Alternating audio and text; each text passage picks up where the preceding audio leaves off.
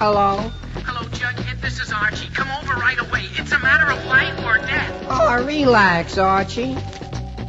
Attention, all true believers. Marvel Comics is on the air. The friend of the unfortunate, enemy of criminals.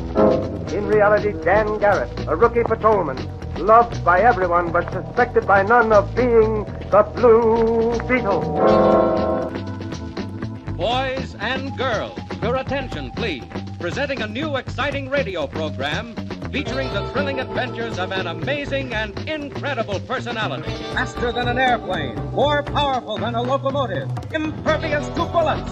Up in the sky, look! It's a bird, it's a plane, it's Superman! 10, 9, 8, 7, 6, 5, 4, 3, 2, 1. Boom! How's it, everybody? How you guys doing? We are in Hilo, Hawaii. We haven't returned yet. In fact, we just landed this afternoon.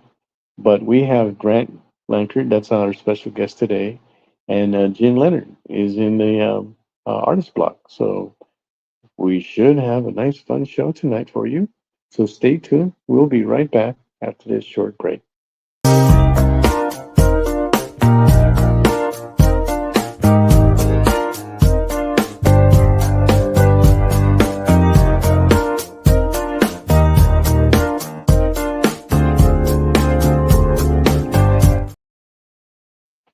Hey, welcome back, everybody. So I'm doing this off my phone, which I haven't done before, and I'm kind of getting used to, like how it's situated, how it's work. And I'm wearing my Comic Bug T-shirt, representing one of our supporters from California. But we're smack dab in the middle of Hilo, Hawaii.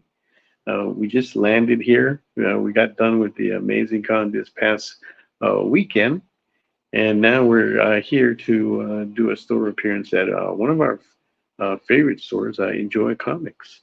If you're out here, if you ever get out here in Hilo, that's the store that you're going to want to visit. Okay, it's in the mall. You're not going to be able to miss it. Actually, it's the only comic book shop in town. So yeah, if you get a chance, check that out. Okay. Anyway, so tonight we have Grant Lankard, and he's here tonight to talk about his project. And we have Jen Leonard. So let's go ahead and bring Grant out. Hey. Hey, Grant. How are you doing? Doing good. Sounds like you guys are pretty busy over there. Yeah, and we're pretty tired as well. But, hey, we try to keep it going. So what's the weather like in your area? It was very rainy today. Really? Yeah, I'm guessing Hawaii, the weather was probably better, right? Actually, you know what? It's been raining. The first 2 days I got here, I got drenched. I got soaked. I was walking in the rain because I didn't have, I brought clothes that I thought, it was going to be summer. Okay. I was walking around with a tank top, shorts, and slip-ons, and it rained. That's rough. It rained during the con, it rained before the con, and after the con, and it's still raining. Yeah. So I'm kind of glad it's raining there because now I know I'm not missing anything. Yeah. And what state are you in again? I'm from Pittsburgh, Pennsylvania. Pittsburgh, there you go. Okay. That's pretty far east from where we're at in California, and it's raining out there too. I know. Right. It's like 6 p.m. there. Right now? Yeah. It is 5 p.m. here. 5? Yeah, they went back. Yeah, they went back. Let's see, what is it? Spring forward, fall back. Oh yeah, so we're in the fall. We fell back, so now it's only 2 hours ahead here. So spring comes around, then we'll go ahead. 5 hours away from me. It's 10 p.m. Yeah, you're. Ouch! Wow. Yeah, and normally we're used to doing this show like at 7, and this is like 5 hours earlier, right? It's kind of weird because it's like this is the time that we normally eat, and now we're gonna have to like wait until the show is done before we do eat. And the weird thing is this: in Hilo, Ahoy, a lot of food places they close early, you know. So Oh, really? we haven't had a chance to like shop or anything. So at 7 o'clock, I hope we can find something, Yeah. even a grocery store, just to buy a 50-cent ramen pack just to get by for today. We'll see. Yeah, we'll be okay. But yeah. All right. So let's before we jump into your bin, let's bring on Jen. There she is. Hey, Hey, Jen. hey. How are you doing out there? It's How's the raining and weather? Oh, it's it is raining. raining there too. Oh, Yep. wow. I wonder if it's raining all across the United States. Huh. Where it's not snowing. Okay. All right. So, Jen, what are you going to be working on tonight? I have actually got two pieces tonight because I'm Okay. almost done with this one. This one's Mary Jane. It's got the little spider up here in the web, and that Nice, one's going nice. to be And it's in starting. color. Yeah, and Mhm. that one's going to be starting at 100. And then I've also got $100. one of my. Mhm. I also have one of my original characters, Cammy, that I'm going to be working on. Nice. Okay. And if anybody gets this one, they're getting a free signed copy of the book as well that she's in Nice. to go with that. And So that we one's got a also little going to start. package deal. Yeah, and That's that one's going to be 100 as 100 well? as well. Yeah. Okay. So Jen's got two pieces going up at $100. Mhm. You got the Spider Gwen, right? Or Mary Jane? Mary Jane. Okay, Mary Jane at 100, and her original character Cammy, which comes with her book, for 100 too. Right. So it's a good time to go ahead and start placing those bids. Okay.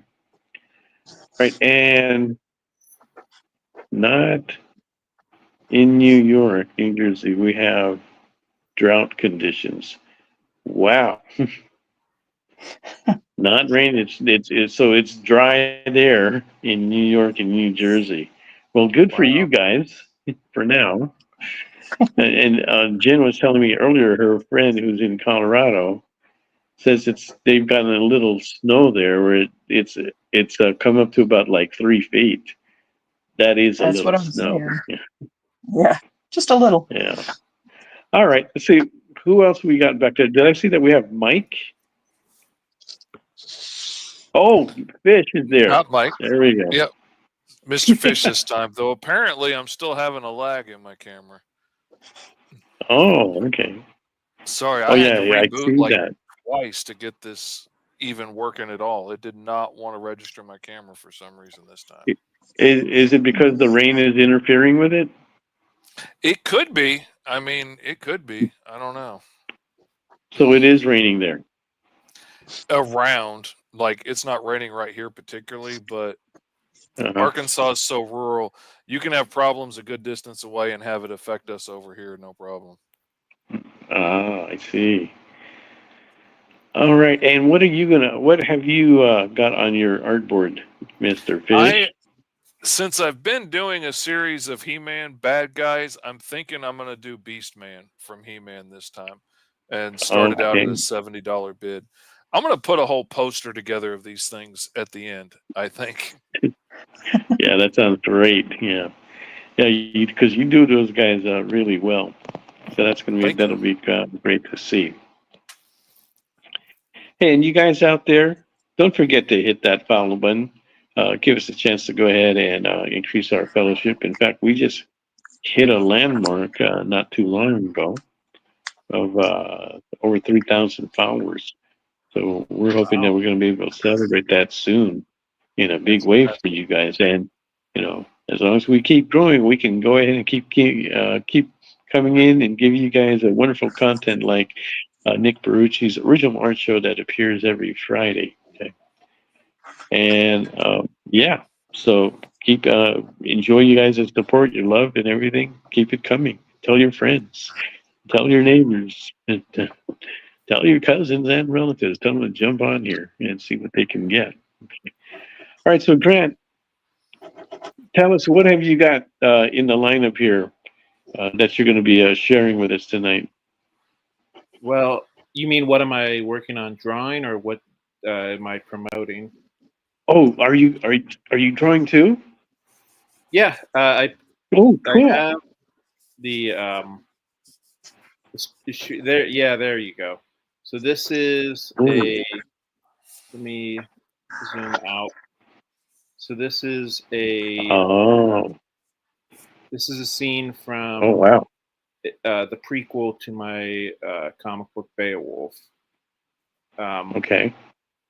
So this is Beowulf going up against Grendel's mother. Ooh, nice. Okay, so we got a nice little fight scene there going on, right? Yeah. And this is something that you want to put up on the auction block? No, I mean I'm doing it digitally. Okay, so you're just sharing it. So this is an art piece that you're working on for the book. Okay, great. And that looks good. And you're doing all the art? Yeah. As well as writing it, right? I have a friend of mine helping me with the colors. I'm doing about half the colors, and my friend Christian Vasquez is doing the other half. Okay. And that's just because I want it to get out. I want to get this comic book out sometime this century. And if I did all the colors by myself, you think I'm joking? So, I'm being dead serious. When you say century, right? What is your target date to launch? Probably spring of next year. Oh, okay. All right. Do you have anything else coming out before that? Well, or is that the main project that you're working on now? So I have a Kickstarter that's out right now. I put the link in the private chat, and the name of that comic book is League of Cryptids, and the concept behind that comic book is what we know of as cryptids, like for instance Sasquatch, Mothman, Chupacabra, etc. Did Mel just take off? Apparently he did. Yeah, it looks like he probably pressed the wrong button on his phone. He'll be back here in a second. Maybe. So he just. Oh, here we go. There he is. Yeah, okay. Not sure what exactly happened there, but okay. All right. All right. So you got that. You said that's active right now. That's live. Yeah. Okay. I think they just posted the link. What I was saying before you disappeared was the concept behind that comic book is that what we think of as cryptids, like Sasquatch, Mothman, Loch Ness Monster, are actually ancient aliens who were assigned here to help protect and develop the human race. And in this particular mini-series, we see the team go up against an alien invasion, and the aliens that they're going up against are based on another cryptid known as the Loveland Frogmen, which is Loveland, Ohio. Wow. Yeah, let's look at. I'm seeing this on my phone, so I can see the art pretty well, but I can't see the verbiage. Is this one doing well for you? Do you like how it's coming along? Yeah. You mean in terms of popularity or in terms of what people are saying? Both.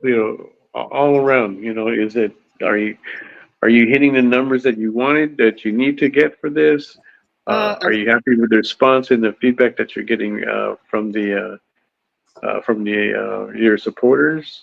In the name of total transparency, I think we're a little bit behind where we normally are in this campaign. So we're a little over $2,000 right now. Yeah. So we're a little over $2,000 of a $3,000 goal. We have 10 days left. I think it's definitely possible. I think it's going to be close. Yeah. 10 days left. And you need about another 1,000 more. Yeah. Okay. But Have I have you some got, big shows. Go ahead. I have some big shows lined up. I also have a promotion. If we make it to $2,500 by Monday, I'm going to throw in a free trading card, a Chupacabra trading card. As Fish mentioned, it does seem like all Kickstarters are a little bit behind where they normally have been. I can tell you, in and around the U.S. election, I probably got 0 new backers. I would say 3 days. I would say 2 days before the U.S. election and 3 days after, it was just radio silence. I don't know. I guess I'm trying not to make excuses, but yeah, just for the record, we are a little bit behind where we usually are. Okay, that's interesting. It's not unusual what you're saying, because I'm kind of like hearing the same from everybody else. I think we're all feeling it, and that the elections did have an impact. Yeah, and there was quite some interest in this election this year. Right. So going back to your Kickstarter, did you have what did you have? Did you have any specials going on in there? Well, yeah, we have a variant cover. We have the standard cover, and then we actually have 2 variant covers. And one of the variant covers is an exclusive, like crossover between us and the YouTube channel Spine Ticks, which is pretty cool. You don't even necessarily have to be a fan of the YouTube show Spine Ticks in order to back it.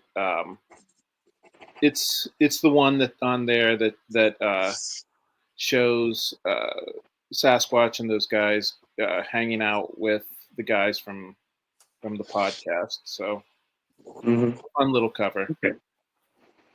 Nice. Have you taken it to a bunch of other shows? Yeah, I've been on a few other shows besides yours. I don't know if I would say a bunch of other shows, but yeah. Yeah, that might be something that you may want to try. I remember we were talking to, I forget who I was talking to, but they were saying like how they were trying to get on a show almost every night while their campaign was going.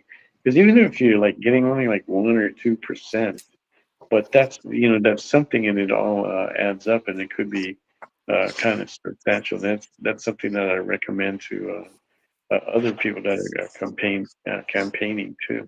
Yeah, but yeah, I've but been it kind of up this week. Okay, let's see what there's that. What's his name? Fling, is it Peter Fling, who does he has his own show. He's been on our show as well. Timothy Fling? Yeah. Yeah, But he's he a good has guy. Have you been on his show? Yeah, and I've actually met him in real life. Oh yeah, cool. We do a lot. So he's about a 2-hour drive east of here. So we do a lot of the same conventions. Yeah, and I've been on his show before. He's a really good guy. I like him. Yeah, he is. I like his show. I haven't personally met him yet, but I'm hoping to. And I'm hoping he does that one show. I think it's at the beginning of every month, which is about UFOs and ancient aliens, right? And everybody seems to be like picking up on that theme and having a story tied to some of the material there. Even I have, but it's a great source of material to get ideas and to draw things from, right? So now, of course, Timothy B. Fling is my mortal enemy because he also does a cryptid comic book. Right. I'm not. Yeah. I'm not supposed to like him, but I like him anyways. Yeah, he's a hard He's guy. too good a guy not to. Yeah. Hopefully we can get him back on this show again. We should have. I feel like I'm going to do my own episode of that, but he's got it going on already. So it'll be best if I can just like hook up with him on that show, that special show of his, so we can talk about it. UFOs, ancient aliens, and all the whole conspiracy thing that's going on with that. But that it's amazing how that seems to be taking or having an impact and influence on the comics industry. And I keep hearing things that are getting like pulled into it. Yeah. So now, is that something that you're interested in? Do you believe in that, or is that just something with a great source of material that you can So use? I'm fascinated by cryptids. I don't necessarily believe in any of these. Mm-hmm. I find a lot of stuff interesting about cryptids, um, besides whether or not they actually exist. I don't know. I try to keep an open mind about that. I haven't. Some of them, I think that there's a little bit of evidence for. I don't know if there's a lot of evidence for them, but Yeah. Mm-hmm. I I I think that it's cool to learn about them. I think there's a lot of neat character designs, or I guess I shouldn't say character designs because technically speaking, these things could exist in real life. But you know what I mean by like character designs. Like they just It's really fascinating to see the different cultures around the world and what their cryptids are like, and to see how wild some of them go is really fascinating. Yeah, yeah, there are some wild ones. and I think it's cool also like the whole community around them. Especially like in smaller towns, like in the Midwest United States. Um, it feels like every little town has like their own little cryptid that they have like a festival for. The local diners all have like a sandwich named after whatever the local cryptid is.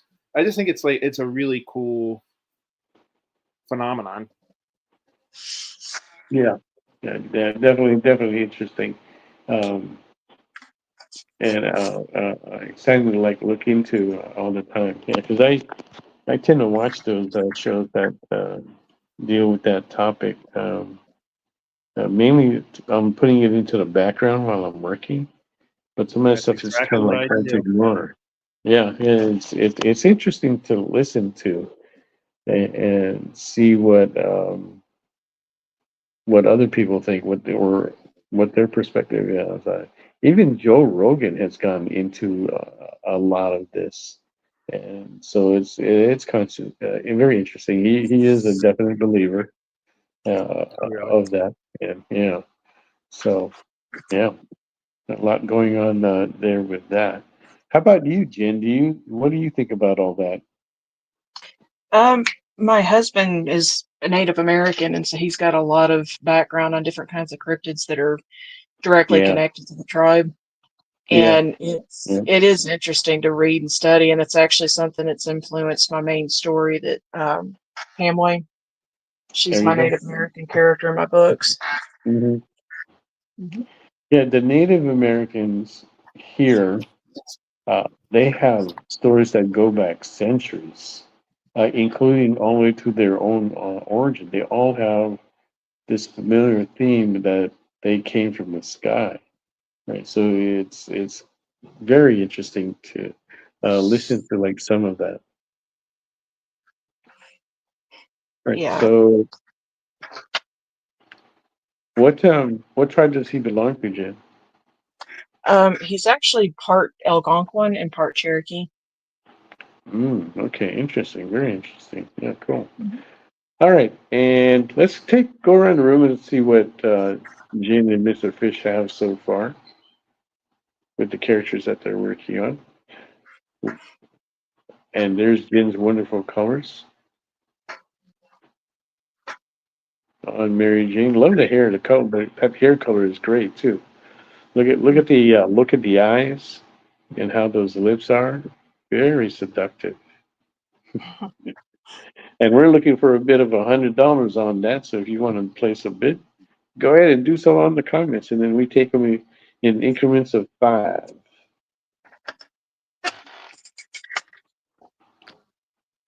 And this is okay. This is Mr. Fish's Beast Master, right? Hello, Fish. Can you hear us, Fish? It looks like that's his mask that he's wearing. All right, and we're also looking for a bid of $70 on that. Who wants to open that up? Go ahead and put that on the comments. Yeah, I can't see the comments, so hopefully I can figure this out during the break. Okay. Anyway, so stay tuned. We'll be right back from Hilo, Hawaii.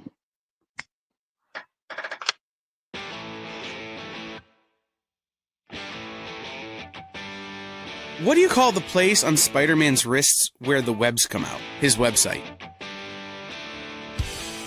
I hate myself for writing that joke, but you'd make me feel so much better if you just visited our website.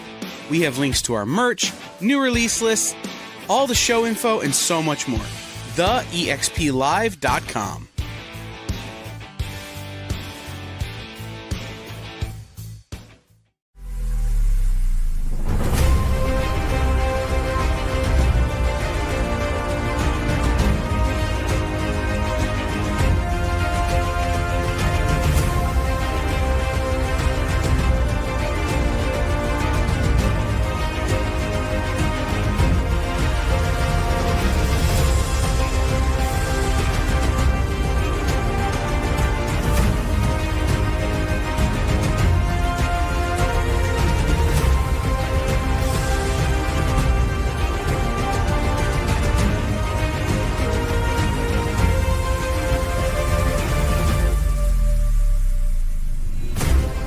Ask your local comic shop to add Battle Quest comics to your pull list today.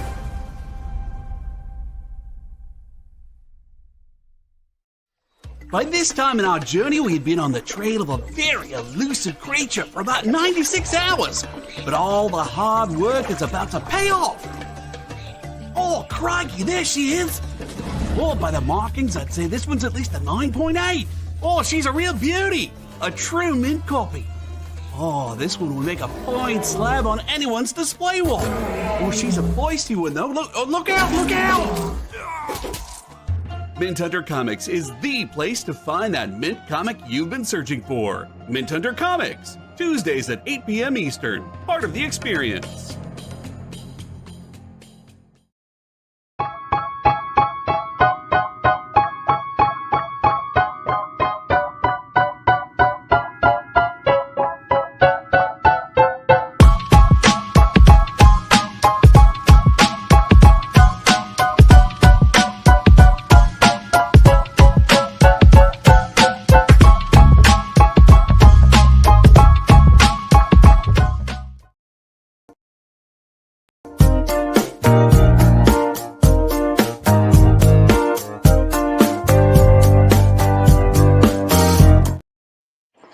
Welcome back, everybody. I'm in Hilo, Hawaii, and we have Grant Lankert today with us as our special guest, and we have Mr. Fish and Jim Leonard joining us on the auction block. We were talking about UFOs and ancient aliens. Are you a believer? Let us know in the comments, okay? All right, so Grant, tell us more about your project. Yeah, so I'm doing most of the art for League of Cryptids. We're on issue 2 right now. This is issue 2 of a 4-part story, and I'm sure that there will be more issues in the future. But this series, the main villains are the Loveland Frogmen, and we also, in issue 2, we introduce somebody who's going to be more of like a, how should I put it, behind the scenes kind of villain. Like maybe like one of the type of guy who's more like, pulling the strings. Yeah. That kind of thing. The puppet master. Right. Oops. Did we lose Grant? It's just a rough night all around.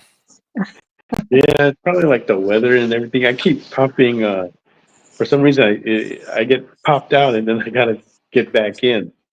So luckily this time it just happened during the break and I was able to get back in on time. Oh, and Mary Jane's upside down. Are we going to do the Spider-Man kiss?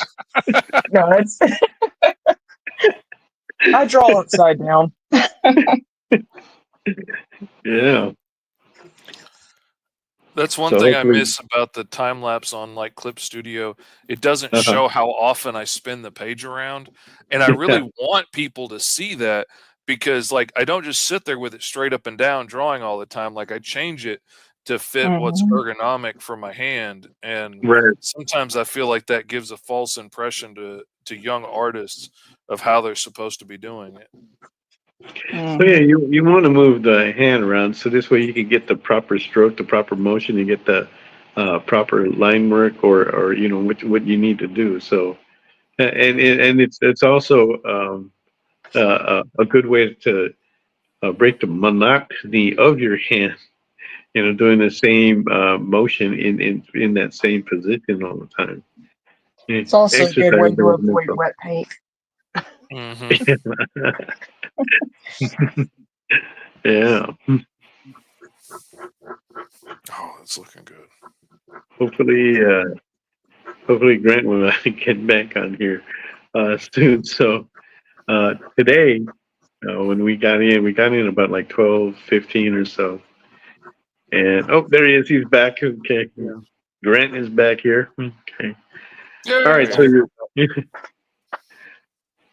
how many pages have you got on that book, Grant? And what's the price you're selling it at? It's a standard comic book. 22 so 22 pages. Yeah. Okay. And we're selling it for $7.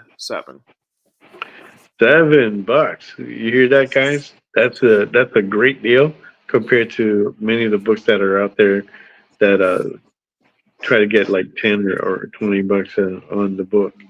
Right. So yeah, hopefully you guys will check it out. And did we post up a link for that already? The EXP, the experience, posted the link. Okay, cool. Now we haven't met yet personally and face to face. What was the last? We have.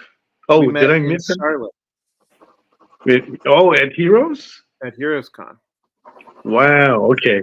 Yeah, I was meeting like so many people there for the very first time. People that were going to come on the show too, and yeah, so it was hard to place a name. Now, did I take a picture? Because I try to take a picture with everyone there. Did I take one with you? Dang. Okay. Not sure why I missed that, but I'll have to definitely remedy that next time. Because that's what helps me to remember. I met you. I met Mog. I met Fang briefly. Okay. But, and yeah, I met a lot of people that I'm Facebook fans or Facebook friends or whatever. But yeah, it's nice to be able to meet those type of people in real life. Yeah, because we were there with Philip Ginn, who's from the Bay Area, from Oakland actually, and then Don Wynn was also there from Los Angeles, right? So and it was great traveling with them, and well, except for Fang, she was in another part of Artist Alley, but most of us were actually grouped together. So it was nice to have us all there because then we could help each other out, introduce everybody to the whole gang. Yeah, for some reason, it took me forever to find you guys, but when I did finally find you guys, it was nice. It's like the way how they had the tables lined up. If we were where we were supposed to be, but the way how they had named the aisles and the rows, it didn't match, right? So if you went according to that, you didn't find us, right? Because people were going around and saying that they went around like 7, 8 times and they couldn't see me, and then all of a sudden they're walking in front of the restrooms, turned their head, and there we were, yeah. because we were at an end cap. So that's how they found us going to the restroom. I felt so bad when I got parked in front of the restroom at one show, and then like halfway through the first day, I realized everybody's walking by here, and Yeah. I made so many sales that way. Yeah, yeah. The first time, this was back in the early '90s, right? Uh, I was retailing and at San Diego Comic Con, and they put my booth right next to the wall, right next to the door of the men's room or the entrance of the men's room. And I go, oh, wow, this cannot be good. Am I going to be smelling that stuff all Oh weekend man, long? yeah. My first concern is that what I'm going to be smelling? I know, right? But then I realized this is a good spot. Ain't bad. Yeah. And I think I did a little bit better at that show because of that location, right? So so now I look at it and I think, well, that's kind of like a premium location, because it does force everybody to pass by, and hopefully you've got it worked out where you've got something nice for them to look at as they pass by, and then when they come out, they'll stop at your booth, It's before also a they good head way back to to see their. all the stars at the show because they're all going to go Yeah, by at some point. right. Yeah, exactly. Everybody's got to use it. Everybody poops. Mm-hmm. Yeah. Have you had a bad location, Grant, at any of the shows? I mean, sometimes it can be it. Sometimes I'm not sure if it's if it's a location or if it's the show itself. I mean, but I will say, I mean, you can't always judge a convention by its appearances. You know what I mean? I mean, like we did a convention this weekend. We did Akron Con, which is a small little convention, but man, some of those small conventions, like especially if you're doing a smaller town and the people are like excited about the fact that there's a convention coming to their Mm-hmm. town, those are some of the best conventions. I And totally agree with you. Yeah. some of those big conventions, you end up getting lost in the shuffle because there's just so many creators there. That is perfectly true. And we have our own favorite little shows that we like doing too because they do well, and they're easier to do. Um, we don't. I find myself not bringing as much inventory. Well, because I know what is going to move at those shows, so I'm catering it to that. Whereas a bigger show, you tend to bring everything and then a little bit of this and that. This one time we were doing Wizard Chicago, and there was, and everybody or people will run into this problem where they have like a column or a pole in front of your table, Yeah. and you got to try to deal with that as best you can, right? So when I got the column, though, what I did was, okay, I just put art on top of it, and yes, it's available. Yeah, You can really. just put like prints or something like that, or See, some that's Puerto Rican artwork to get more attention. I would have never thought to do that, but that's a great idea. Yeah. Don't tell anyone. We're keeping this private on the internet. Don't tell Yeah, anybody. oh man, you know what else you could do?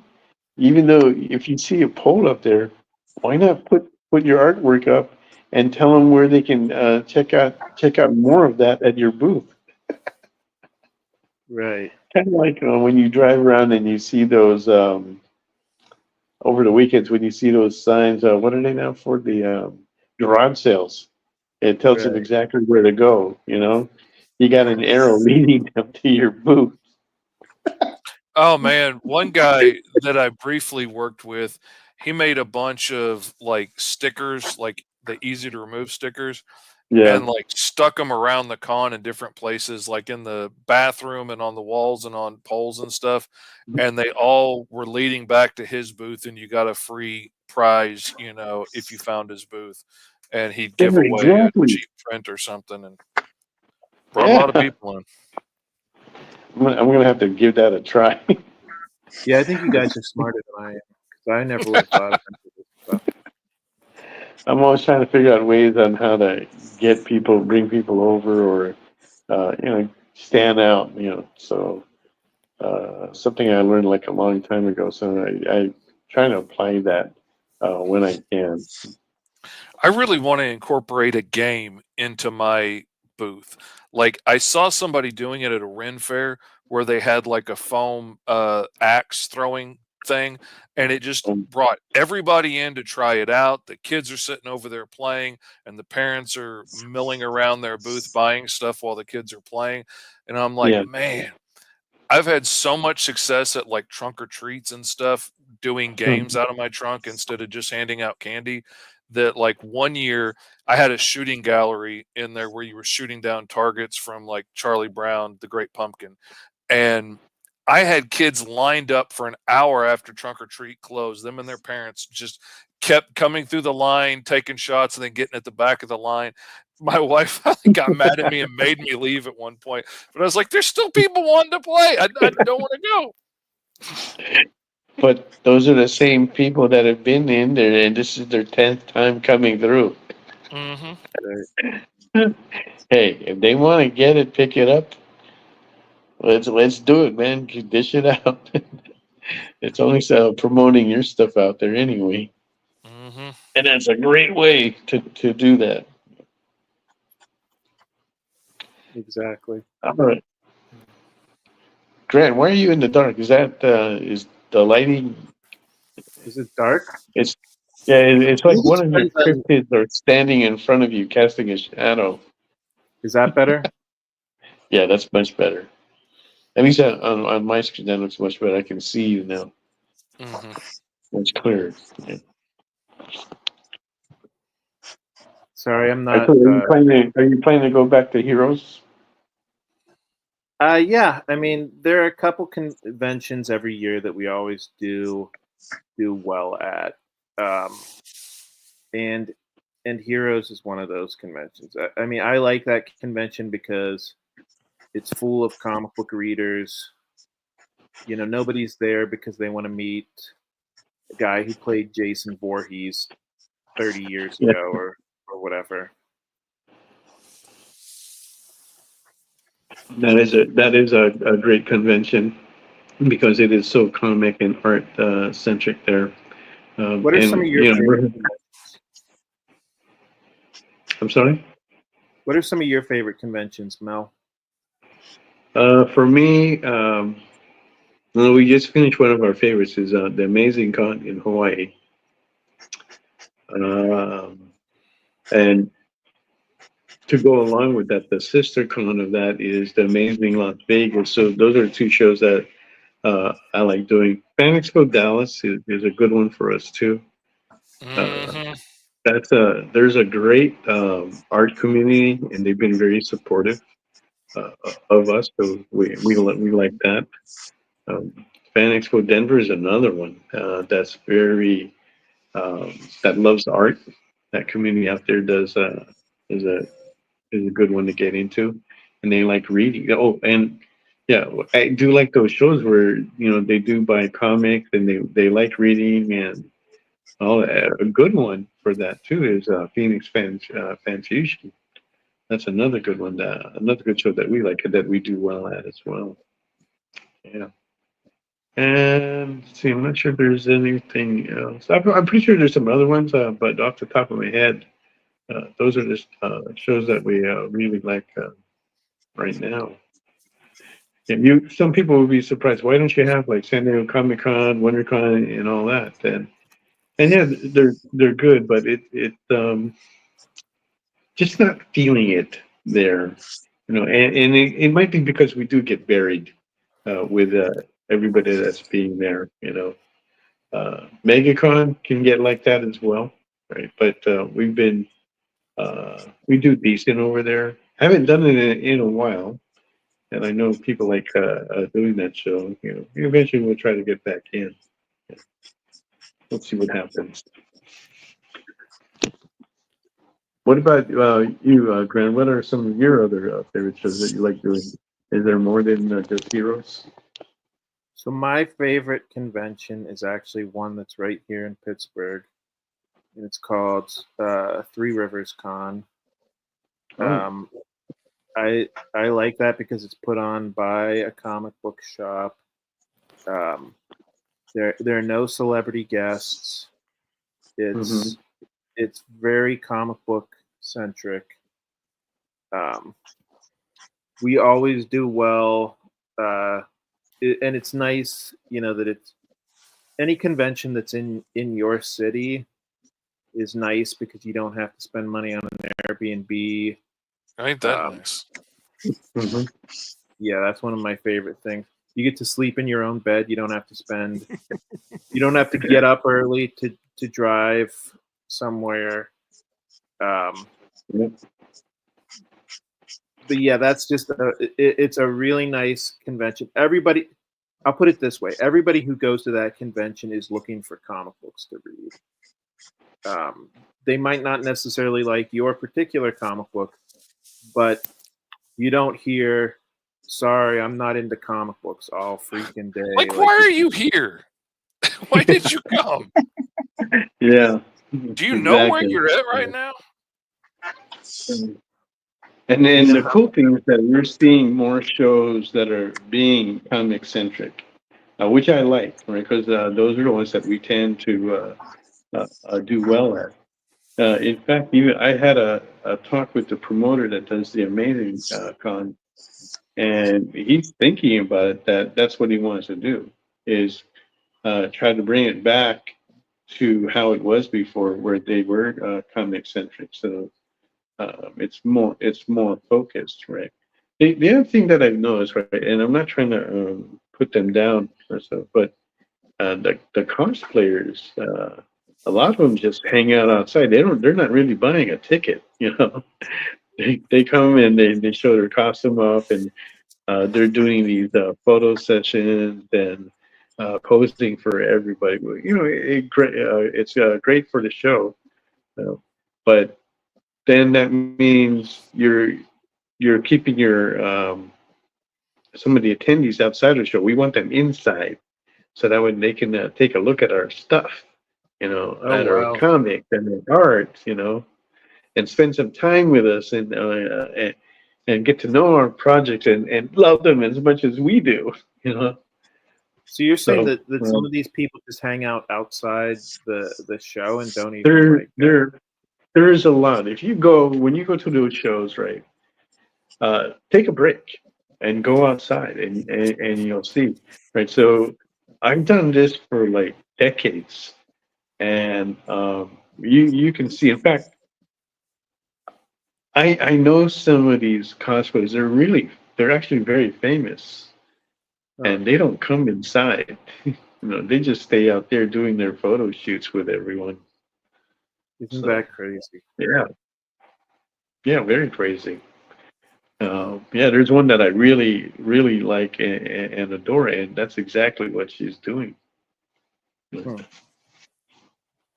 wonder. But I wonder if some of these conventions are going to start cracking down on that sort of thing, because I can see that affecting business. Yeah, and that's why sometimes you get a big crowd out there, out in the lobby or right outside the convention center. You know, depending on like how the weather is or how the landscaping of the show. You know, because they'll do like nice photo shoots out here. Like the Anaheim Convention Center has a great outdoor area with plants and nice settings that you can take nice photos at. Right. So yeah, those are for like hanging out there. Yeah, the Little Rock Comic Con's bad about that too because it has really beautiful historic stuff out downtown around it. So it's real easy to just take a lot of pictures across the street or next door, Yeah. and it's just full of cosplayers before, after, during the show, out there posing and taking pictures and stuff. Mm-hmm. Yeah, So which is cool for them. It's good, and I'm glad they're getting that. But looking at the big picture, that might have an impact. So what about you, And you know Fish? what? I don't think. Sorry, I didn't mean to interrupt you. No, go ahead. Go ahead. I was going to ask Fish what his favorite conventions are. My favorite one so far that I've hit was Dallas Fan Expo, because like I was down a little back corner of Artist Alley in the middle of nowhere. You couldn't find me. I didn't see probably 10% of the people at the show come through there, and I made money hand over fist because it's such a big show that people save up all year. Like I talked to people that saved $5 and $10 grand to come to that show all year because there were so many signatures and stuff they wanted. People came to spend money. So even though I didn't make sales to 99% of the people that walked through there, I freaking cleaned up still. And I've been trying to get back in ever since. And, you know, everybody is. So it's hard to get in. And I'm kicking myself that I didn't buy the table at the end of the show when they were like, if you want to get a table for next year, you can buy it now. And I should have done it, but my back hurt. My buddy I was there with was in a hurry to go. So I was like, I'll just sign up. Nope. I've been waitlisted every year since. It was amazing. I like a good little show and a hometown show and stuff, but also it's my job and I've got to make money. And if I'm taking time off of doing pages, I need to make money at the show. And so I'm having to start to balance that and do less shows that I just like going to and I'm used to going to, and starting to cut back to shows that actually make me money. Yeah, I don't know about that though. I mean, some of these smaller shows, I actually do make pretty good money at. I mean, like I said, I mean, I know I keep harping on this, but you know, I mean, I did Akron Comic Con this weekend, and I think the Sunday it rained, but Saturday and we had to leave early on Sunday too because we had to be at a friend of mine was getting married on Sunday, but Saturday was maybe the best single day we've ever had. Now, part of the reason for that is because I finally have the Beowulf trade paperbacks, which, man, having even one trade paperback really, really, really helps. Because I mean, you figure, like, you know, one trade paperback is $20. You have to sell 4 regular sized comic books to make To that get much that. money. Yeah. So and they're getting everything all at once, right there in that one purchase. That they're getting that complete story. You know, so that way they can take it home and do their Netflix binge read on it. You know. Yeah. And there's some people that do like the single issues, but yeah, I'm hearing that from everybody that I know. They do like doing the trades because those are quick, easy sells to get everything. Because when you're buying those singles too, you're not sure like how am I going to get the next copy, especially if you're only selling them at the shows. You know. Am I ever going to see this guy again? You know. Yeah. And right. most people aren't really keeping up with your name and your social media and stuff. So, I mean, that's been nice too. The fact that I have all 6 issues out, and then I have the trade paperbacks. So yeah, it's all uphill from here, right? Like, Yeah. more Yes. trade Yeah, paperbacks I because get. as collectors, we're completists. We want to have the whole thing. We don't want these broken series or missing issues in our collection. Yeah, we want the whole thing. Yeah, but I've been surprised how many we people will straight up ask me at a show, like, is there going to be an issue 2? Is there going to be an issue 4? Because I don't want to buy the first 2 issues if, the rest of it's yeah. not coming out. And I'm like, yeah, it's coming. I was at I forgot whose table it was, right? But somebody did ask the artist, said, "Hey, are you going to come out with issue 2?" Yeah, it should be coming out real soon. You should see it the early part of next year. And the guy goes, "That's what you told me last year." I mean, that's a legitimate problem. I mean, It let's be is. honest. It I is. mean, a lot of these comic book creators aren't making a lot of money off of these comic books. So, before you know it, you know,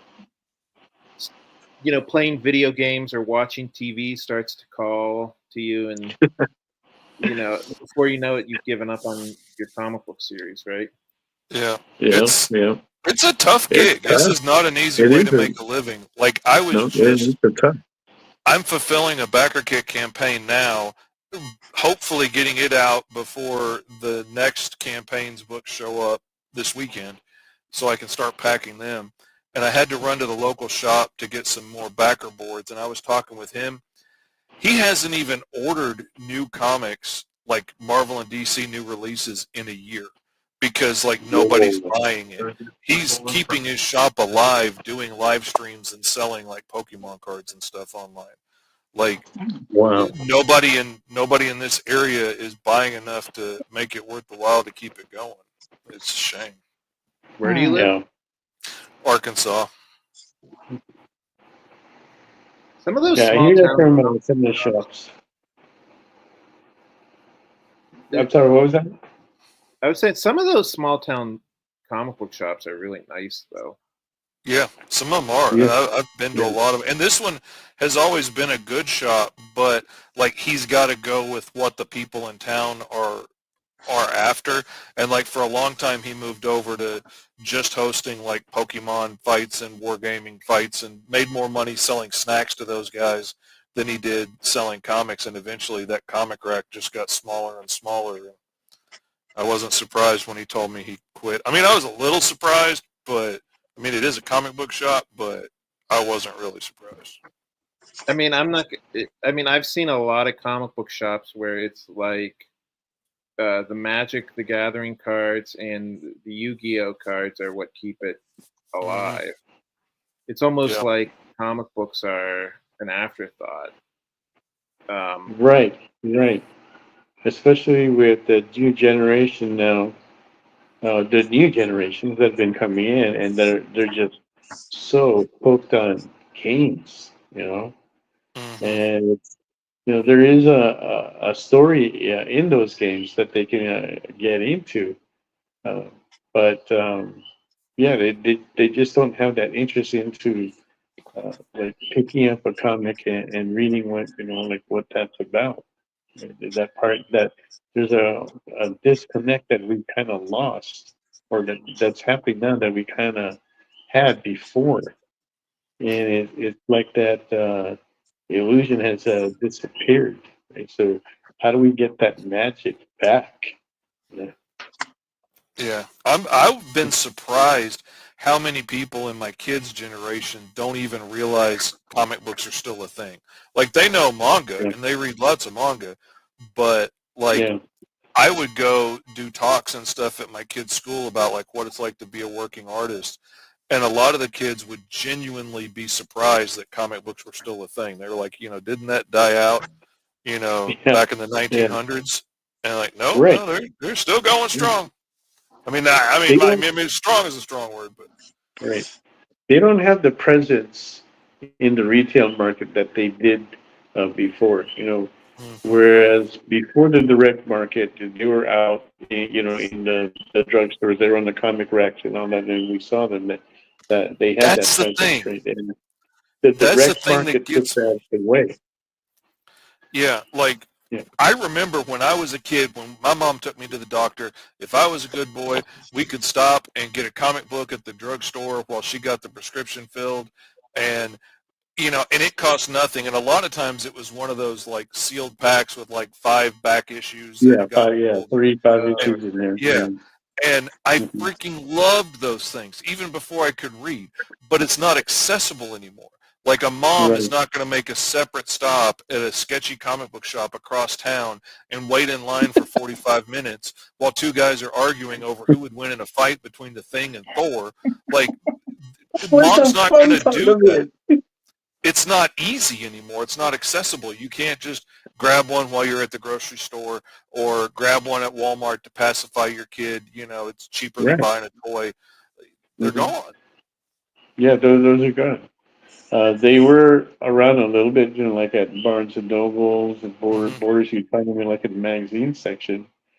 But man, a lot of those were like so mishandled. Didn't really want to buy them unless you just needed like a reader copy.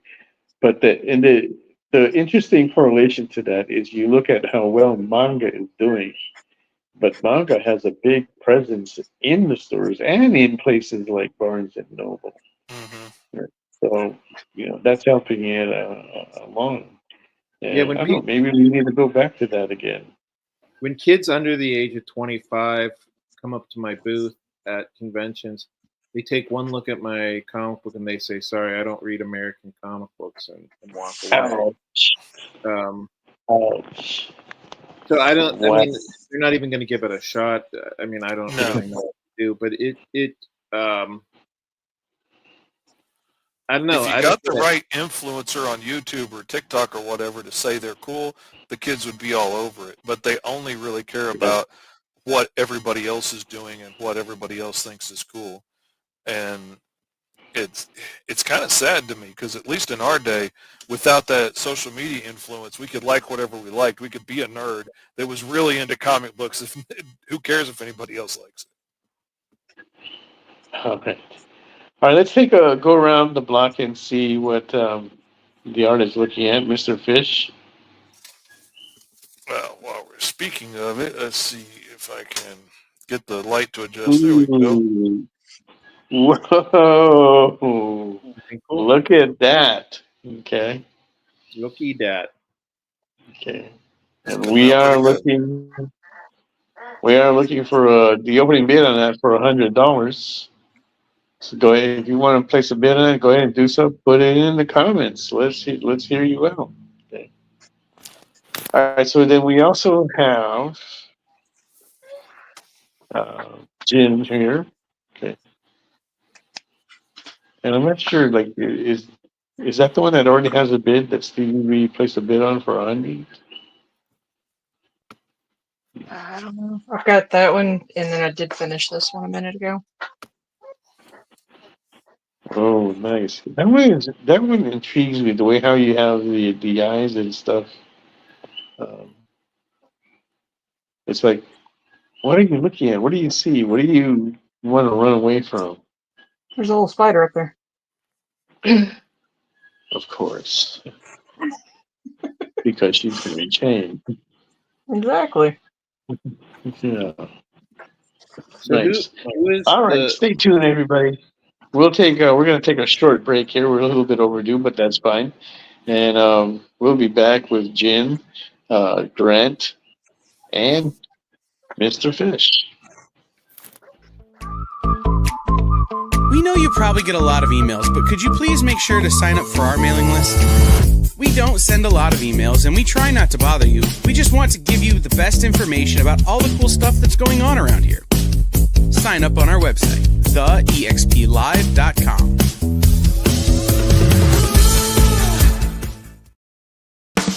You love comic books. You collect comic books.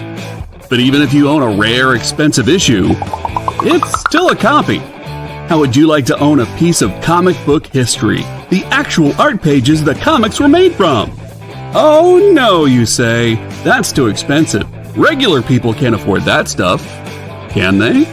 Nick Ferrucci says yes. Join the founder of Dynamite Entertainment for the original art experience on YouTube, Twitch, or Facebook. Incredible art at almost unbelievable prices. Does he have some high dollar pieces for the high rollers? Sure, but Nick always makes sure to find amazing pieces priced for the fledgling collector. You can collect original comic art. The original art experience. Fridays at 7 p.m. Eastern. Part of the experience.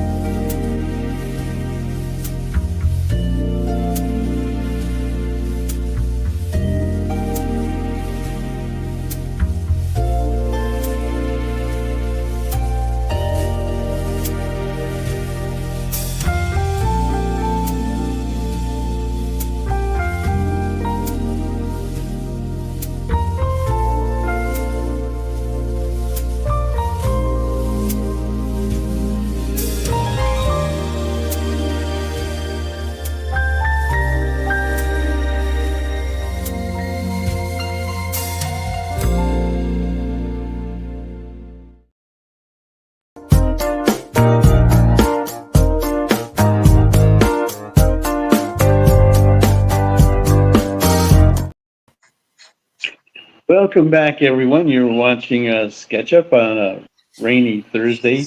I'm here in Hilo, Hawaii. We just finished up Amazing God. We have our special guest, Grant Lankford, who's been telling us about his projects. And Mr. Fish has joined us tonight with the lovely Jen Leonard. Right, so we just reviewed their artwork, and we'll review them again later on. So you can go ahead and bid on them, but don't be afraid to put a bid now. You can always do that. All right, and don't forget to hit that follow button. Help us increase our fellowship, so that way we can go ahead and bring you wonderful content like Nick Ferrucci's The Original Art Show that happens every Friday. And okay, so let's see, Jen, you already got a bid on your book for $100. Okay, so that's cool. And we're waiting to get bids on all the others. Yeah, Grant. What is the name of the character that Jen is drawing? She might have mentioned this already. Cammy? Cammy. That's her original character? Oh, Yes. cool. Yeah. Do you do a comic book about Cammy? Yes, I've got a series I've been working on a little bit here and there, but this is one of the covers, and this is Cammy with her best friend Lexi on the cover. And Pam Way's the Native American character I was talking about a minute ago. They're all in this. Cool.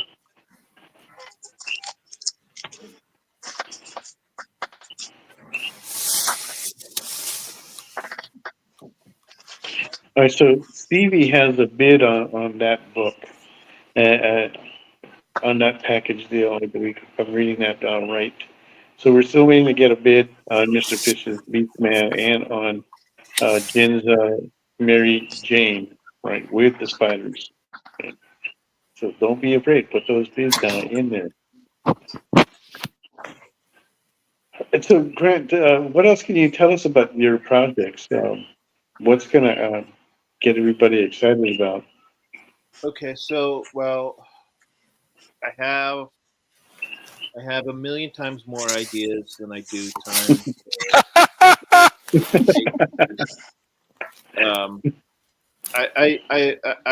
I've sat down and figured out how long it will take me at my current pace to do all these comic books, and it's something crazy like 12, 13 years. What? Yeah. So at least you got it laid out for that long. That's great. So, League of Cryptids #2 is coming out and then in 2025, I'm doing the prequel to my other comic book series, Beowulf. In this one, he is going to go up against Grendel and Grendel's mother. Never. Right. Which I think I showed you some of the art from that. But Right. Now, was that the opening scene of the book? No. That was like a good. Was it a splash page? Was that a splash page? A double page? Splash page. But this is actually about 2/3 of the way through the book. Okay. So yeah. So we have the prequel is going to be a 3-issue series. And then and that should issue 1 should be out in spring of 2025, and then of course we still have issues 3 and 4 of League of Cryptids. I'm hoping to get issue 3 of League of Cryptids out by summer of next year, and then I also do a horror comic book, a horror anthology. It's called Memoirs of the Morbid. And we have 2 volumes of that out, and the 3rd volume should be out in time for Halloween of next year.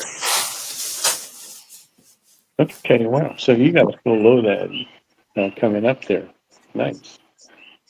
Okay. I try to put out 3 comic books per year.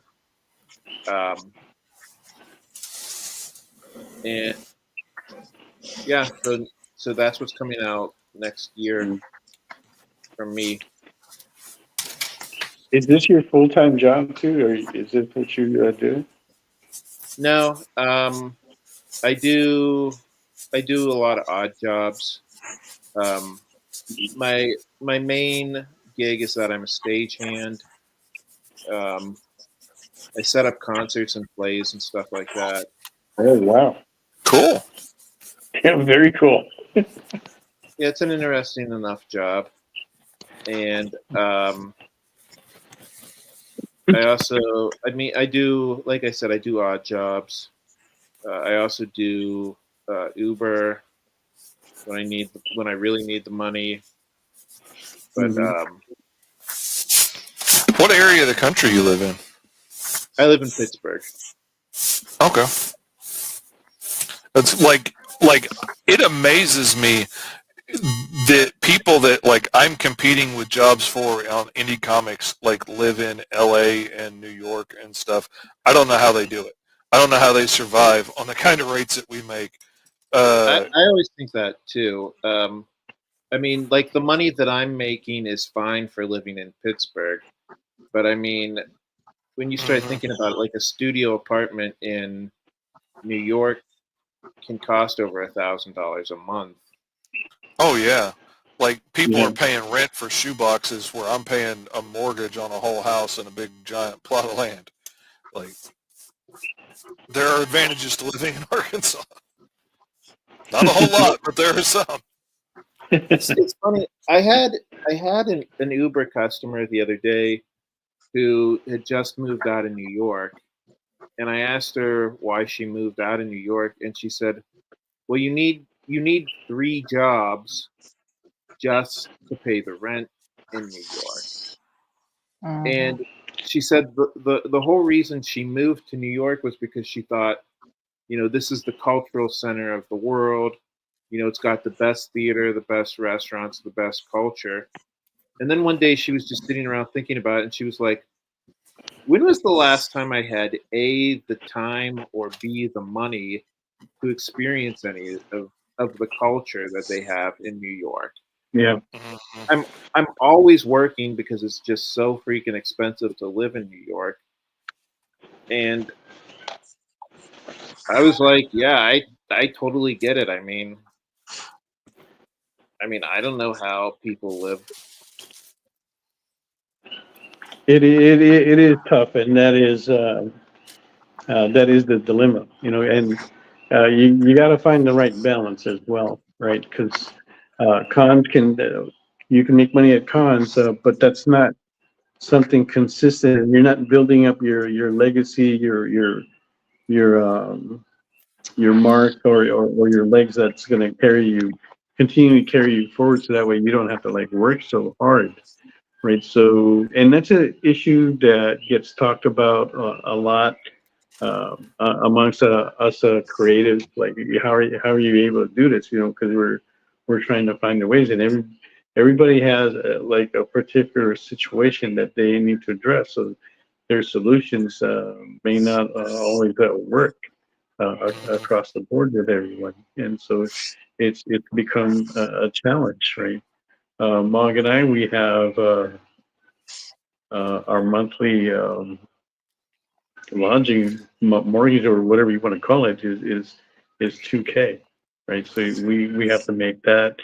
We're paying for utilities. We're paying for food, and we try to find ways on how to save, right? So under food wise, I'm a bargain shopper for food. I find places where I can buy a still good quality food but it's cheap, right? And I will go look at other markets besides these big national chain grocery stores to do that. And because of doing that, I'm actually got it down to where like I'm saving about 75-80% of my grocery bill. So that it's been cut down way in half. And I live here in California, where the prices are high, right? Oh yeah. And we Like are I also don't care doing what this private store in like Hawaii. Yeah, as long as it tastes good, right? But that's the cool thing about cooking, is that if you look at the cuisine that's good now, right? It wasn't good before, but the guys that are not that well to do have figured out ways how to make something that's not in demand taste really good.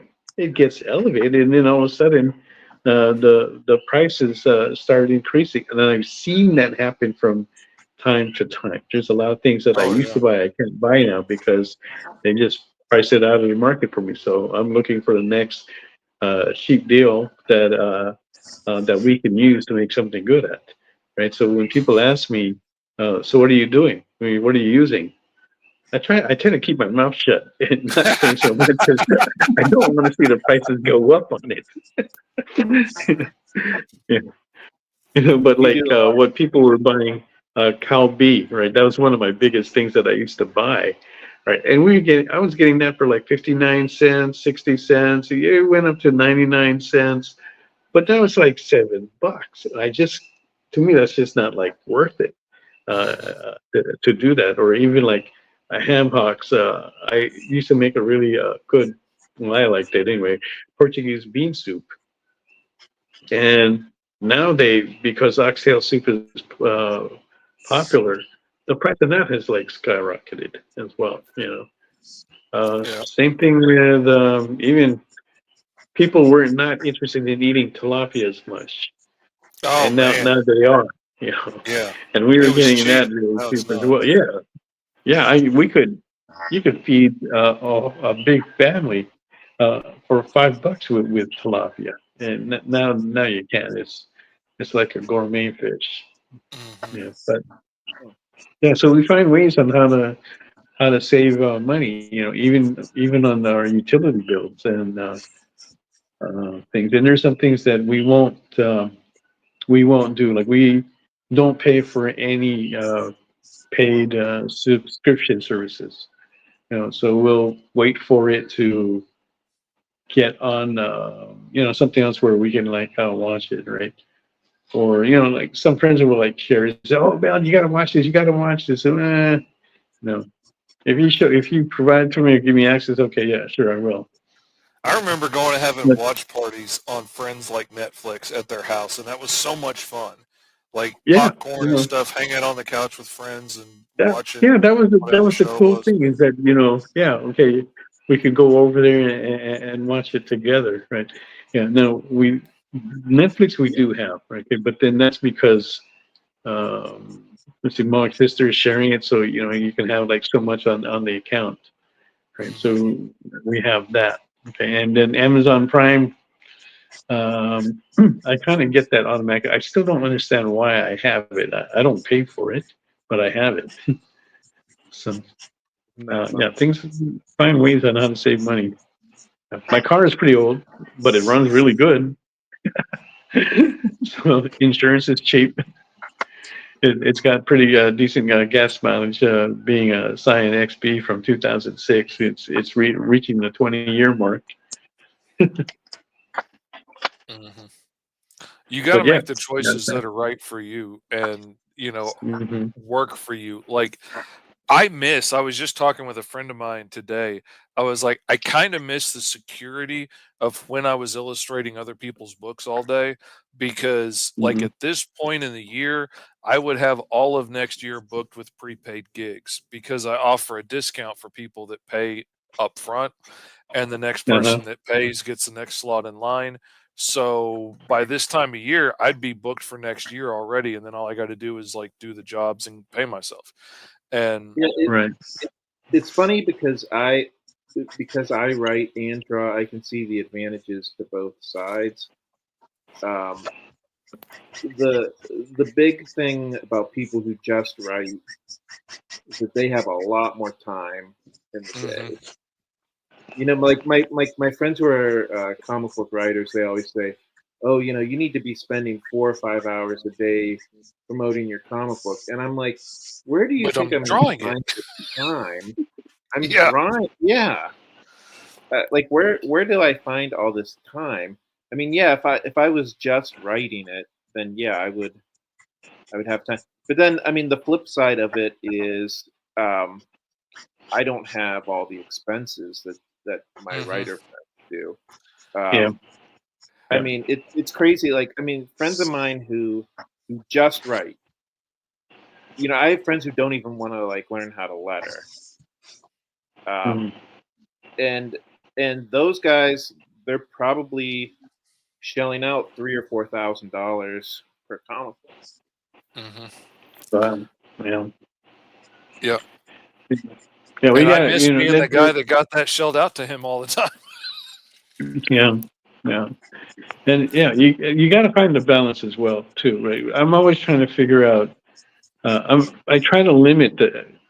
I actually do try to limit the number of cons that we go to, because that takes away from other things that you need to do, which is for Mog doing the artwork, right? But and then along with that, what makes it tough is trying to do the marketing. That too is also very time consuming.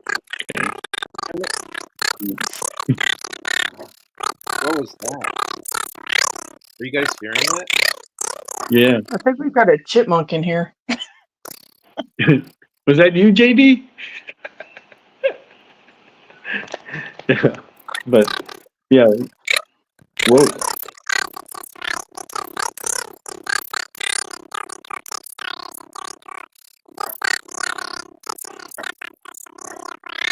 Is that fish trying to talk? Wow. I think we got raided. I mean, I'm not the only one that it sounds crazy, right? No, it sounds like we're Alpha hearing made it. appearance. Fish, can we drop out and re-log in, because I think Okay. That was bizarre. That was interesting. Very interesting. Yeah. But yeah, going back, it's like I'm trying to find the balance between cons and what everything else that we have to do, right? I mean, Sorry, go ahead. Go ahead. I mean, I was Yeah, just even going to with say, me. I think about that all the time. Like, I mean, every hour that I spend marketing my comic book is another hour that I'm not sitting there drawing. And, you look at people like Jack Kirby, who, barely got up from his drawing board, and his stuff looked a million times better than everybody else's. And, it's probably not a coincidence, right? No. Yeah. Yeah. There's a reason for that, and why he was able to do what he did, and that's basically it. Did you get your He voice was fixed, present. Fish? I don't know. How does it sound now? Much well, better. you don't sound like Alvin.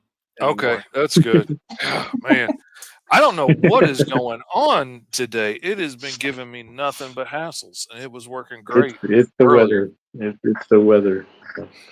That's all I can Alvin, say is fine. we got a lot of rain. Vehicle. Yeah. I remember in the '82 when I was working in IT. Right, if we had a heavy downpour, you could feel the effect of it. It's like all that moisture in the air would find its way eventually into the machines, the wiring, and all that, and it would cause havoc. Right, so we know that when water condenses, it can actually move through things, and I think that's kind of like what happens every so often. Yeah. Kind of like similar to like a phone when it just gets, you just have a lot of moisture in the air. You know, it'll get wacky on you. Mm-hmm. I can feel the humidity just sitting here in the room. Me too. Right. Do you mind if I There's ask a what couple of days where I had to take like 2 showers because it was so making me feel so sticky.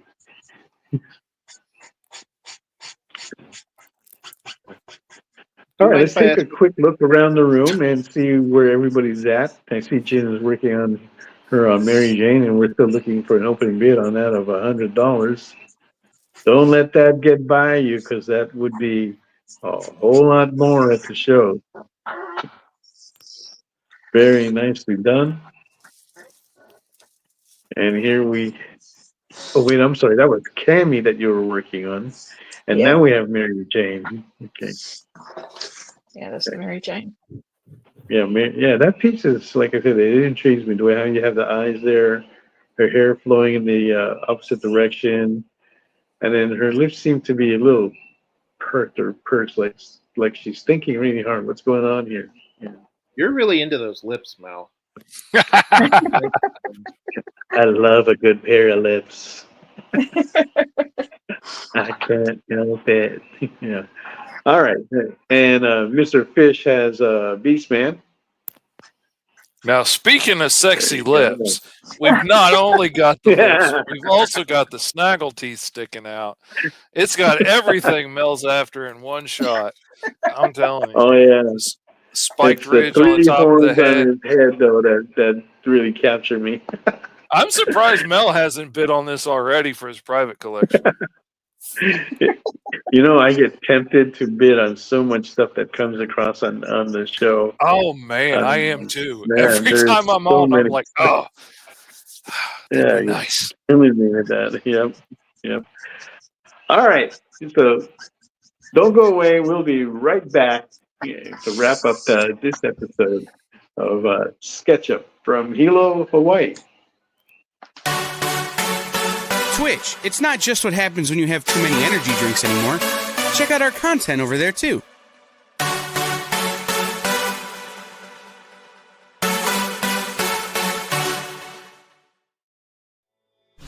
Whoa. Whoa. Did you miss it? Yeah, they can go by pretty fast. Let's slow down the footage.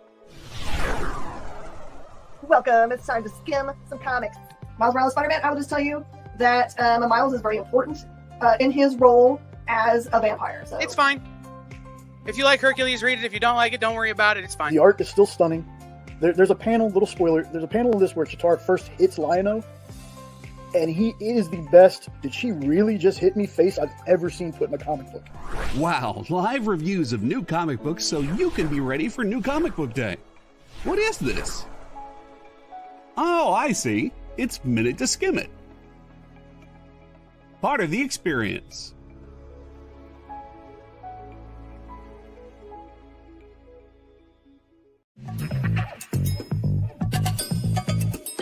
Live from New York. What? Oh, sorry. Live from Cleveland? It's Friday night? It's Friday Night Live! With Nancy McCann. And Ricky. And sometimes Carlos. And featuring boxes and boxes of rare comics. unique collectibles, lots of smiles and conversations with new friends. Friday Night Live with Comics Unlimited.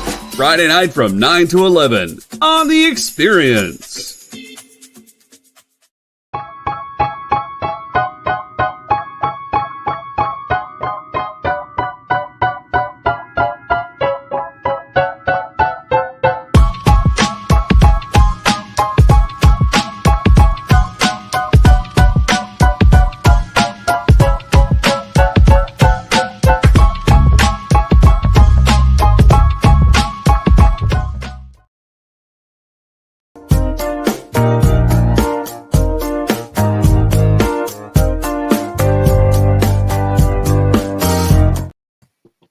Wow. How does that look? Well, thank you for coming back, everybody. You're watching SketchUp from Beagle, Hawaii. And all this time I was holding the phone in my hand. And my hand was so sometimes you'd see it like flip flop. And then I realized, you know what, I have a freaking tripod. Why don't I use it? I'm hands free now. Woo! It looks so much better too. Yeah. But hey, so this coming Thanksgiving, we won't have a show on there. But as after that week, the whole month of December, I've got like some really exciting shows lined up. I'm not quite ready to say what they are, right? But I have something, a few shows that are going to be pretty big. But I'm going to try to make every episode stand up to be a little more special as we head towards our 100th episode in, I believe it's going to be in February of the first quarter of next year. So you're going to want to stay tuned to all that's happening here on SketchUps every Thursday night at 7 p.m. at Pacific Standard Time. Okay? All right, so we've got bids. Let's try to see if we can get like a little bit more here. We are still waiting to get a bid on Jim's Autumn Mary Jane, which is looking pretty sweet. And she's continuing to work on Candy, which already has a bid of $100 from CBP, but of course we're willing to accept more bids.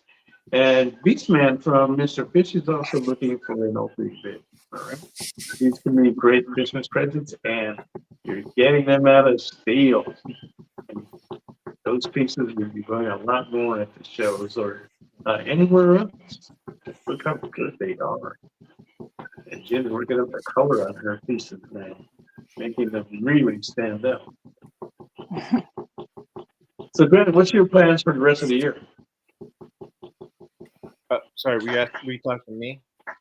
What are your plans for the rest of the year as we head into the holiday season? Well, are you into Black Friday?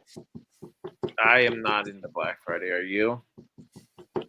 I used to be one of those guys that would scan the ads and plan my route. You know, what am I going to hit? What am I going to pick up? I don't do that anymore, thank goodness.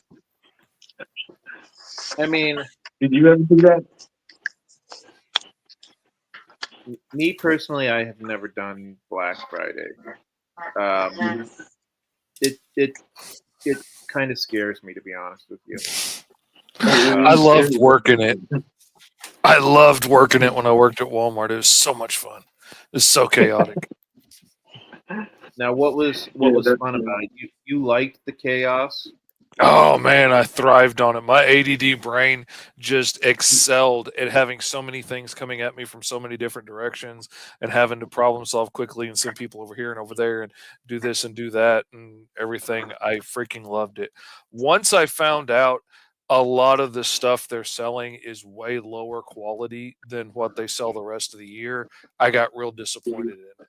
Like a lot of the TVs they sell really cheap are made with really cheap materials. So like they're not going to last as long as the TV you'd buy regularly. And that I was done after that. Well, what somebody told me, and I don't know if this is true, like a lot of those ads, it's like they'll only have 10 TVs of like the TVs that are like super cheap. So like if you don't get there like super early, you might as well not even go. Which is Sometimes, yeah. true. They're called lost leaders because it's meant to lead you into the store, and there's only a few. I've seen gimmicks like that being put on where they only have one item, like the car companies they do that often, and they tell you can get a Toyota Camry for $13,000. Okay. And then as soon as you hear that and you go in, and what do they tell you? Oh, it already sold. They only had one. You know? They just want to get you in the door so they can try and sell you now that you're there. Yeah, they can talk to you. It's the same thing that we do too at the cons, right? You want to make that contact because once you make that contact and you got a listener, you can make your pitch, and hopefully it's a good one, and they'll bite into it. Because at the cons, we're just like waiting for somebody to, just look my way. That's what I Just do look my way with and my make that little contact. comic strip bookmarks. I'm like, hey, you want a free comic strip? And that's usually enough to get them to stop for a second. And I give them the bookmark. I tell them there's a QR code. They can get 2 free digital comics if they like it. And now I've got them listening. I start cracking some jokes and talking. Would you like to hear about the books? And, into the pitch I go. Yeah, Works pretty well. I completely agree with that. You have something dirt cheap, something that costs you less than 10 cents. You say, hey, would you like a trading card or a sticker or whatever, or a bookmark? And people tell me that I'm crazy for giving away trading cards for free, but I'm like, if it gets them stopping and listening, I'm trying to figure out how to print comics for free, man. I've been pricing it down like black and white, do like a sample version of all my first issues, like a few pages of each one as a sampler that I could give away for free and be like, hey, who likes free comics? That will get people to stop. And there you go. Yeah, you can go back to doing like a little ash can, but you're only like showing 6 pages in there, printed out in black and white. That's really cheap. That can cost you less than $1 if you're using just like half a page. One of the things that I used to do, I'm just kind of like remembering this, that I used to do in the when I was with Kios and Studios, we were a production company. This is before I met Mog too. Is that I would have these long stem lollipops that I would pick up imported from Asia. Right. I never knew what the flavors were. They're basically kind of weird. Some people like them, but I would have that on the table, and they just couldn't resist to ask, how much are those, or are you giving those away free? And I said, yeah, I'm giving them away free. Then just go ahead and take one, and then I can do my pitch, right? And then part of it is that, okay, well, now that you got one, I would go ahead and take a picture. And I would ask them, go ahead, give me your best lick on that lollipop. I would get that and post that up, right? Yeah, now I get together with Mog and I tried doing that, right? And now people are looking at me weird, so I have to stop doing it. See, I told you, Mel, that you had a thing for lips. Yep. It's all I didn't realize that.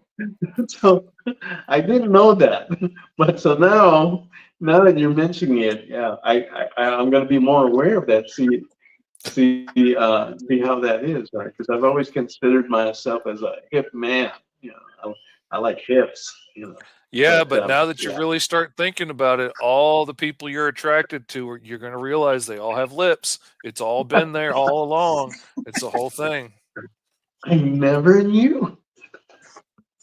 Fascinating. I do like red lips, though. That's the thing. I do like red lips. I just don't like kissing them, though. I don't like getting all that stuff all over me. It's real pretty to look at. I don't actually want to touch that. It's.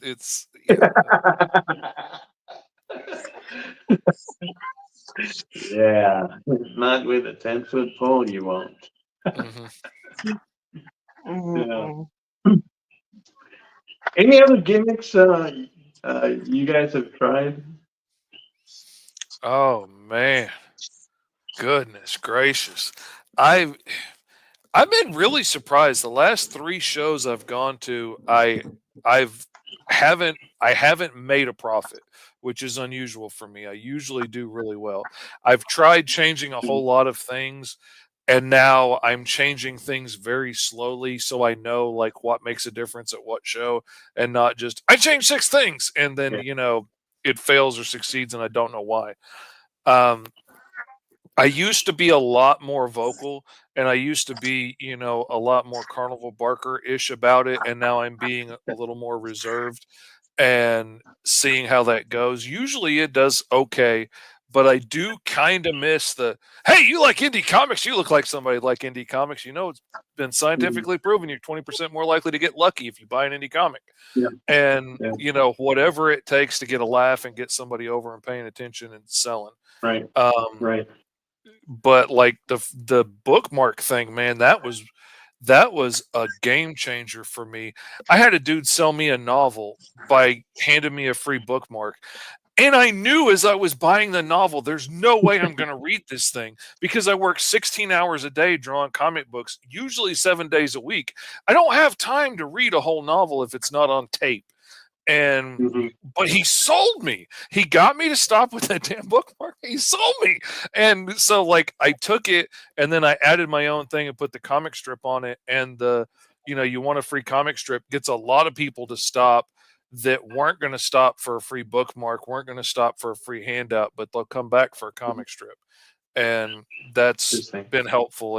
And as an artist like Grant, it's easy for me to put that in there myself, and it doesn't cost a whole lot of extra money. Okay, so to answer that question, in Hilo, it's Enjoy Comics, right? That's the one that you want to check out. The guy is very informative, very big on customer service, and he represents his community. He's got like a readership program with the elementary schools in the community. That if you get good grades and you come into the store, you show your report card, you get 10% off. So it kind of helps to give you a break there. And he's got some other things that he helps. He's trying to help build the next generation of readers, and he's only like customer face, and he does really good with that. He's done citations and awards for it in his town. They support his store just because he's doing something like that to help the community. So in Kona, I'm not sure if there's a comic shop in Kona. I kind of heard of one, but I've never really looked into it as much. And it is fairly new. Mike Sato, who owns Enjoy Comics, has been around for like 30.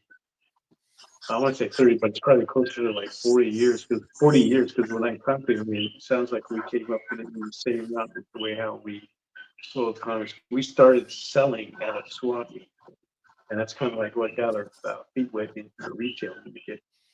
But yeah, that's a shop that you can visit here in English if you ever come down. Yeah, so we're talking about like gimmicks that you could do. That hawker type voice, like what you were describing, Fish. What I've noticed is this, that it is very effective. Okay? But what I'm not sure about is that still good where it will bring them back? Because I've seen, I talked to another dealer that does that too, and he mentioned how he can sell his books, but he's not getting that repeat return business. Whereas somebody else who's like a little more gentle and not so aggressive about it is building that repeat business, which is what you want, right? And it makes it hard now when you go to a con and you're in Honest Alley, you got like small press, and every table is going, "Hey, do you read comics?" You're kind of like saying the similar pitch from table to table. Well, I mean, not everybody's using the same line, but they're pretty much trying to get your attention with a little line to get that hook, get you to bite, so that way they can make you make the rest of the pitch. And um, you got to figure something out that'll help to make you stand out. Something that's you're gonna have to figure out that's gonna be out of the box, right? And something that's not so aggressive, right? Because you may get them to spend the $10 on your book, but they may not come back after that. And then you'll see that they start avoiding that row because of that aisle because you're in it.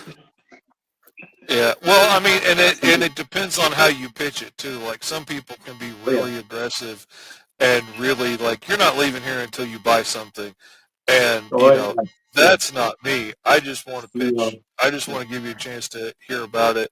If you like it, cool. If not, you know, this is what they're selling, which is one thing I like to do at cons when I can is get to know who's around me and what are they selling and what are they good at. Because, like, if you're not interested in my book, you might be interested in this horror anthology next door, and I want to be able to pitch like what he's selling next door.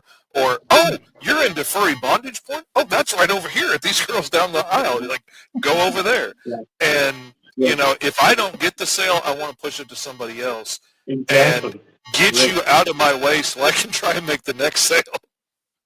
Yeah, not only that, but it's you want to help each other out, right? Exactly. Because when you do that, you're hoping to get that reciprocation back as well. You know, whoa, this guy is referring customers over to me. I need to do the same.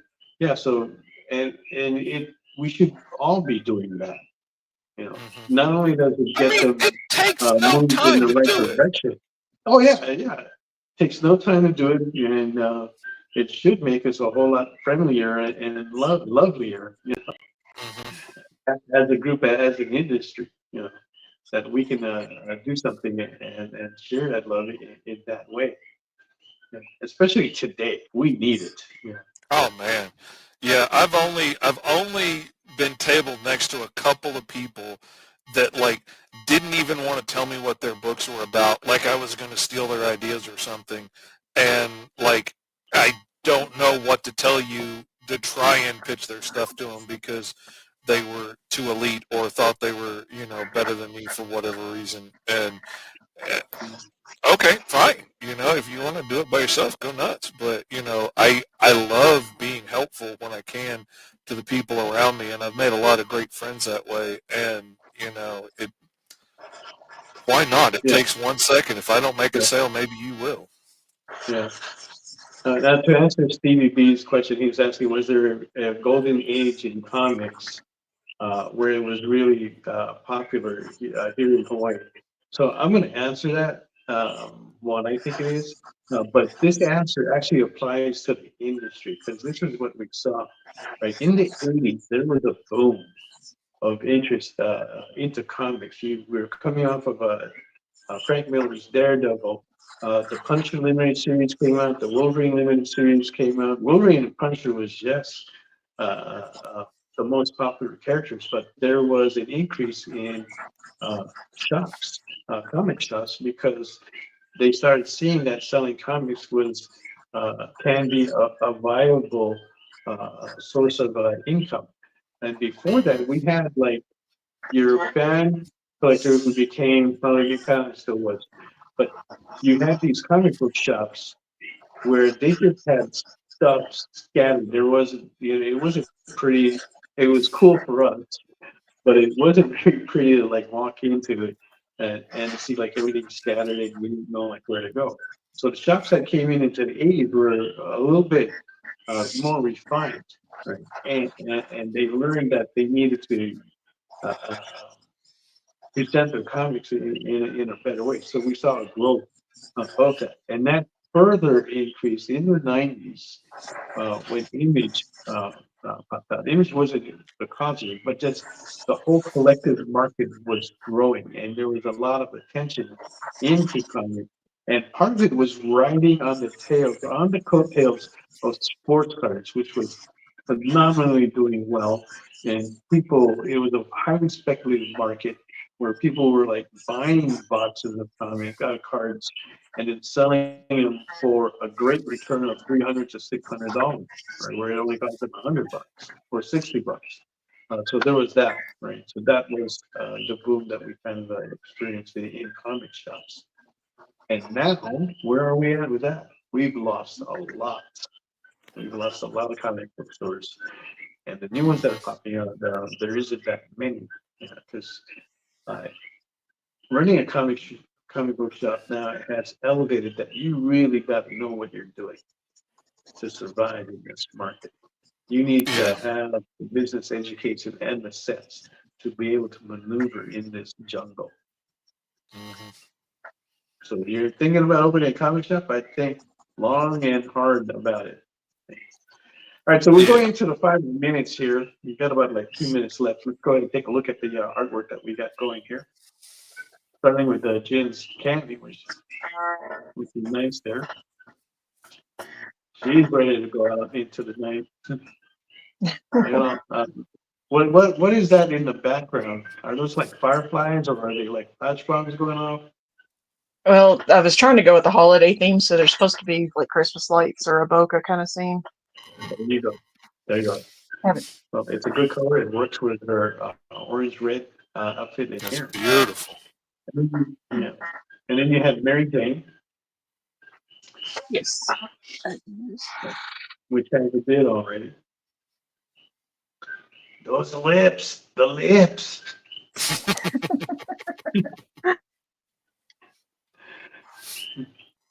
You can still bid on that. Stevie B has a holdout at 100, but you want to place a bid of 105, you can go ahead and do that. I'm sorry to step in on you, Mel. Mel, I'm sorry to step in on you. He actually bid on the Cammy with the art, the signed art book, and so there's no bid on the Mary Jane yet. Okay, there you go. Okay, thank you, JD, for keeping me straight. And there he is, the Beast Man himself. Oh, his furry glory. Get the detail in that. A lot of body hair, a lot of fur. That's fun. It was fun to do. What size is that? 11 by 17. Oh my God, $100 is way too cheap. We should have asked what size that was earlier. All right, I'm telling you, y'all got me so used to doing this stuff by hand on the show. I'm going to start doing some books by hand again. This is so much fun. There you go. Okay. All right, so I want to thank everybody for coming here tonight. Really enjoyed it. Thanks for joining us here in Hilo, Hawaii. Had a lot of fun. It actually kind of like started a little groggy, but man, the conversations we had this time went pretty deep, so it was exciting to talk about. And we will have more like that.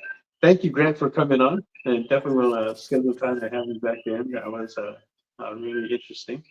And Jen and Mr. Fish, always love you guys. And thank you for coming on as well. All right, guys, so thanks again for a wonderful night. You guys stay safe, and we'll see you next week. All right, take care.